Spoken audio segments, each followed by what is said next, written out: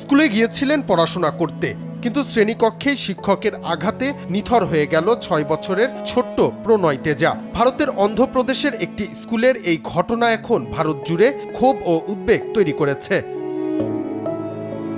ঘটনাটি ঘটে গত ২০ আগস্ট। স্কুলের সিসিটিভি ফুটেজে দেখা যায় এক নারী শিক্ষক শিশুটির জামা ধরে টেনে এনে মুখে চড় মারছেন।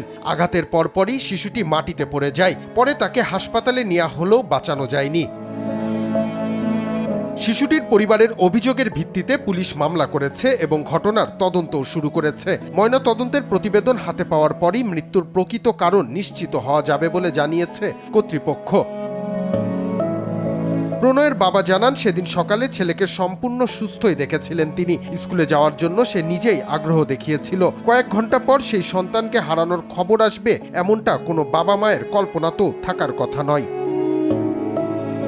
ঘটনার পর অন্ধ্রপ্রদেশের শিক্ষা ও আইটি মন্ত্রী নারা লোকেশ কঠোর ব্যবস্থা নেওয়ার আশ্বাস দিয়েছেন। তিনি বলেছেন, স্কুলে শারীরিক শাস্তির কোনো জায়গা নেই এবং দায়ীদের বিরুদ্ধে ব্যবস্থা নেওয়া হবে। ঘটনার ভিডিও প্রকাশের পর সামাজিক যোগাযোগ মাধ্যমেও ব্যাপক ক্ষোভ ছড়িয়ে পড়ে। প্রশ্ন উঠছে, শিশুকে শৃঙ্খলা শেখানোর নামে একজন শিক্ষকের হাতে শারীরিক নির্যাতনের সুযোগ কতটা ভয়ঙ্কর পরিণতি ডেকে আনতে পারে।